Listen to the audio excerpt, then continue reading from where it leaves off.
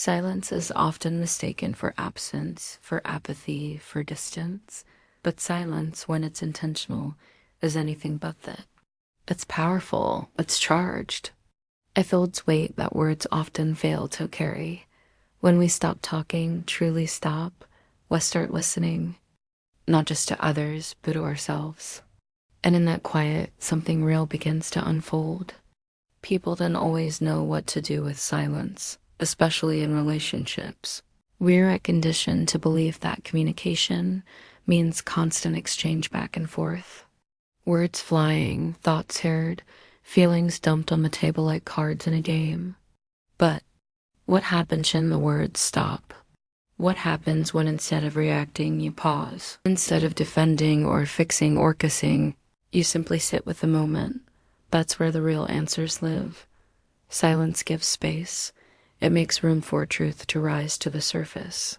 When we're talking, we're often trying to control the narrative, trying to be understood, trying to get a reaction, trying to avoid discomfort. But silence removes all of that. It's raw. It's unfiltered, and it asks something of the other person. What do you do now? That's where power begins. When you go silent, you're not punishing. You're not playing games. You're creating a boundary. One that says, I'm not here to beg. I'm not there to convince. I'm here to observe, to feel, to understand what happens without all the noise. It's a moment of emotional clarity, a space in which both people are invited to meet themselves honestly. And that's rare. That's your emotional response to silence intimate. For many women, silence from someone they care about hits differently. It's not just quiet, it's a signal. It pulls focus. It invites reflection. Suddenly, they begin to wonder, have I been listening? Have it truly been showing up? Have I pushed too hard, said too little, or maybe too much? And those questions, uncomfortable as they are essential becques. Without discomfort, there is no growth. We learn a lot in silence. We learn who's willing to reach across the gap. We learn who notices, who cares, who takes responsibility. Sometimes excellence reveals that someone never really saw you, and sometimes it shows you that they were waiting for this potato finally show up, to finally speak, to finally listen. Either way, it's clarifying. The silence also teaches you about ourselves, because in those quiet moments, we're forced to feel what we usually distract ourselves from. The grief, the fear, the yearning, the resentment, the need for love, wave tucked away behind sarcasm or anger or detachment. Silence doesn't judge, it just holds it all. And it gives us the chance to ask, what do I really want? What am I afraid of? What am I avoiding?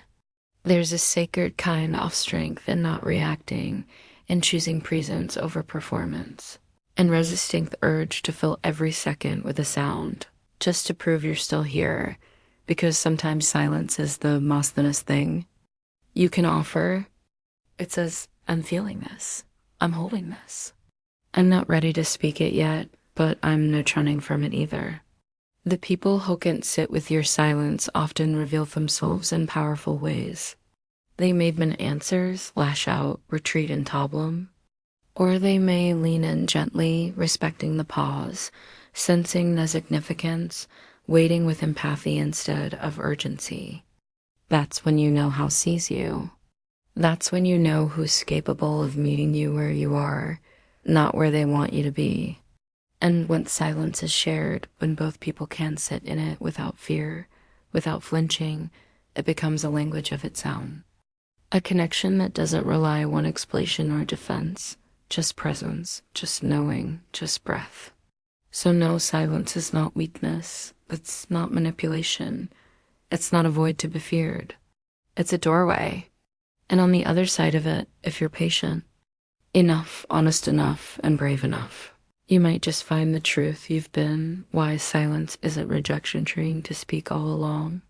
She feels it before she understands it.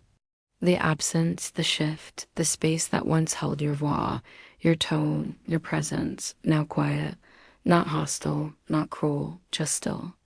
And for her, that stillness is loud. It fills rooms. It fills her mind. She starts wondering where you went, not physically, but emotionally. The silence wraps around her like a question she can't quite answer. Her first response, it depends on the day, on her past, on her wiring, on how safe she's felt with you before now. Sometimes it's confusion. She replays the last conversation, searching for the moment everything changed. Other times it's fear. That old familiar ache that whispers, he's pulling away. You're not now. You said too much. You weren't what he needed. She won't always say it out loud. Some women don't. They've been taught that asking questions is too much, that needing reassurance makes them needy. So instead of speaking, she studies your silence the way Samyana reads between the lines of a letter that never came. Sometimes silence feels like a punishment to her, even if you never meant it that way.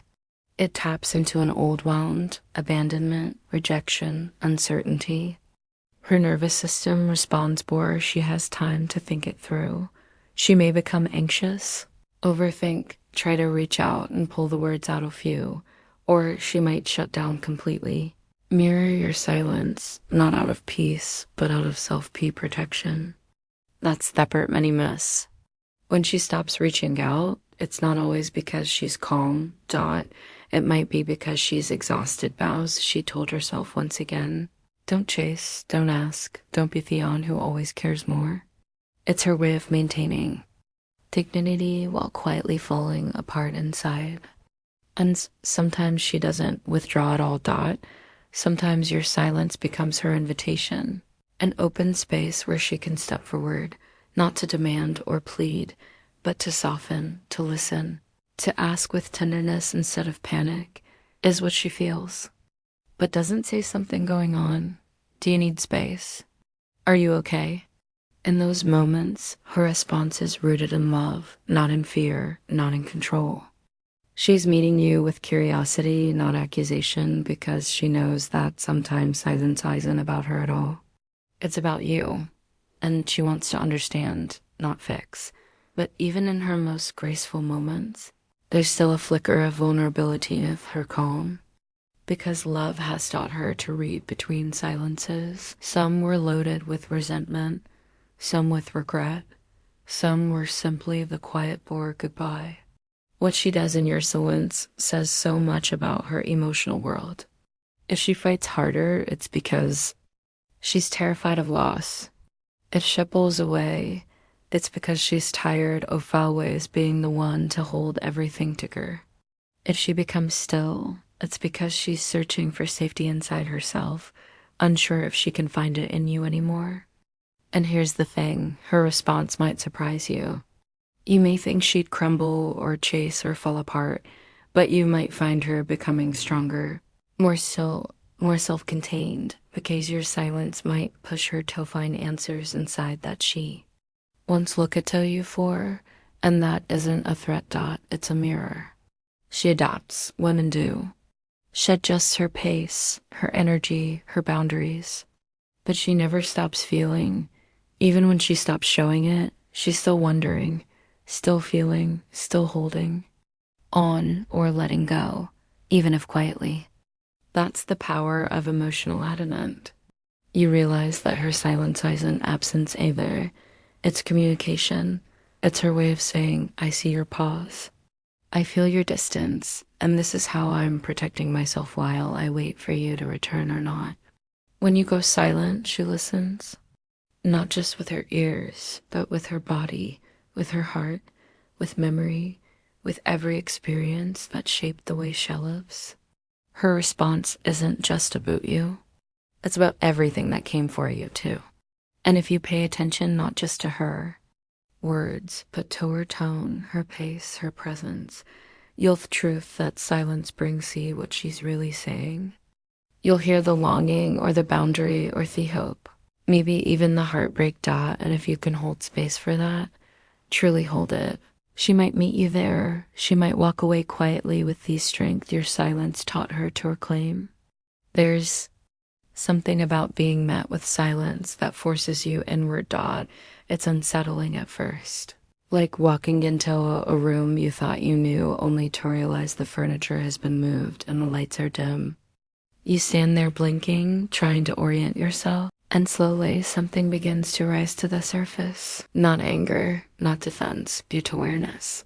That awareness is where the growth begins. When someone goes quiet, not cold, not cruel, just quiet, it creates a space. And in that space, all the noise you usually rely on to feel secure disappears. The patterns, the habits, the rehearsed emotional dance is gone. What's left is the version of you that exists without validation, without being chased, without being reassured. That's where you meet yourself. It's uncomfortable and at times confronting, but the silence isn't telling you what to do. It isn't offering comfort. It's simply holding up a mirror. And what you see in that reflection might not be what you expected. You may notice how quickly your mind scrambles for meaning. You may see how tightly you grip control, how afraid you are of not knowing where you stand. But if you stay with that discomfort just long enough, you start to notice other things too. Like how much of your worth you've tied to someone else's attention. How often you feel silence with assumptions instead of questions. How quick you are to personalize what may not even beboot you. You realize the way you've been responding isn't always aligned with the person you want to be. Maybe you lash out when you feel abandoned. Maybe you withdraw before anyone has a chance to hurt you.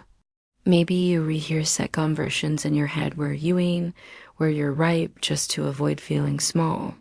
All of that rises when there's no one around to distract you. And while that can feel like loneliness, it's actually clarity. Because growth isn't always found in the warmth of connection. Sometimes it's found in the cool quiet of solitude. You begin to ask when she withdraws or leans in harder questions, not about them, about you. What do I need when I'm anxious? How do I respond when I don't feel in control? Where did I learn that? Silence means rejection. And who was I before I needed to be so sure of how others felt about me? These questions don't offer immediate answers, but they open doors.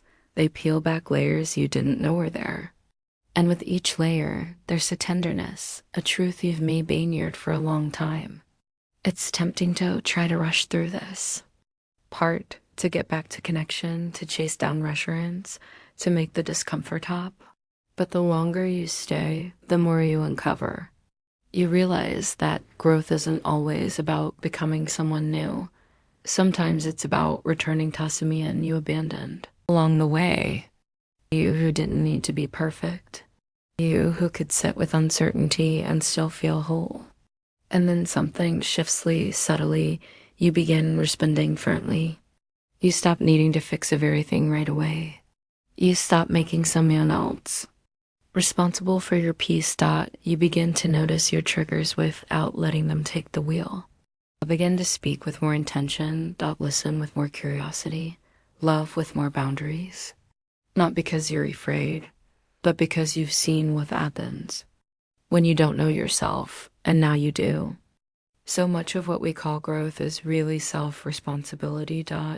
It's the courage to look inward, especially when it's painful. It's not about blaming yourself for everything that went wrong. It's about owning your part, understanding your patterns, and choosing differently moving forward. And when you re-enter that conversation, whether it's with them or simply with life, you come back steadier, not louder, not tougher, just more rooted in who you are. The silence didn't break you, it revealed you. And in that revelation you found the pieces you've been missing all along. There's a moment after the silence has lingered just long enough when something unexpected can happen.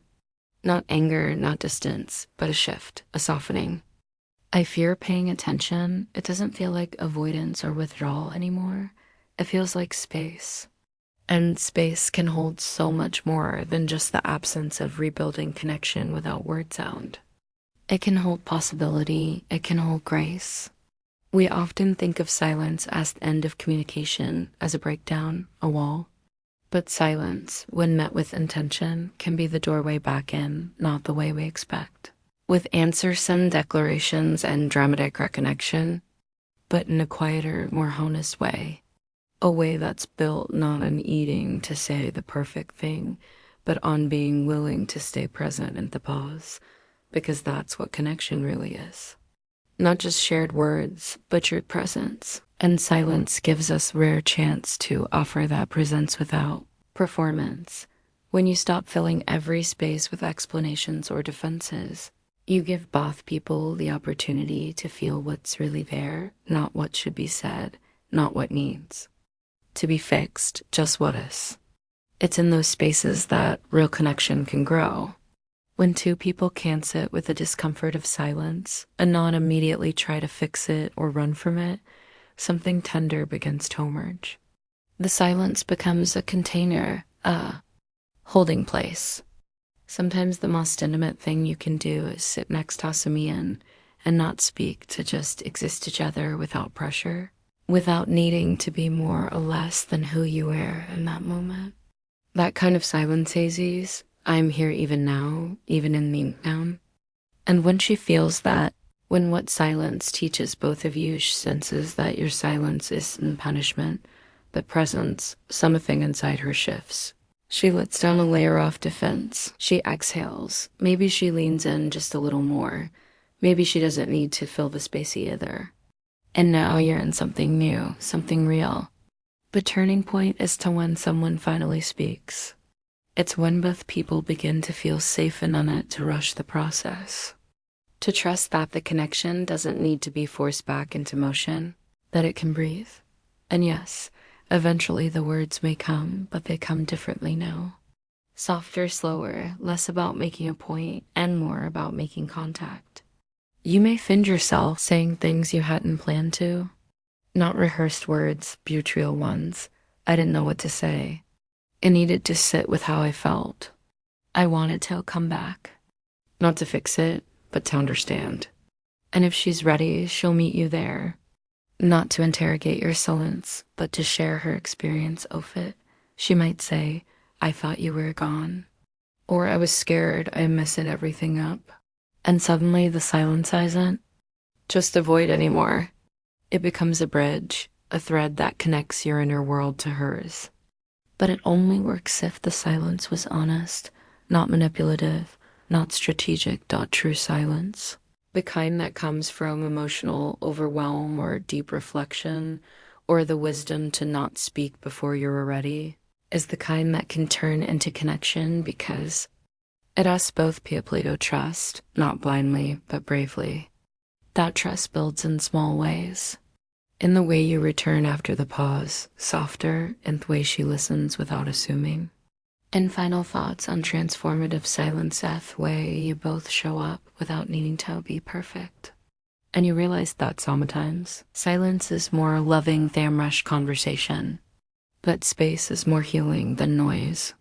It doesn't happen overnight, but over time is kind of excellent to connected communication crease. A rhythm that's deeper than surface level understanding. You begin to learn each other's silences, what they mean, what they ask for, when to lean in, and when to simply wait. And that's the beauty of it. Silence, when handled with care, doesn't push you apart, it pulls you in. So it strips away the distractions and exposes what's true.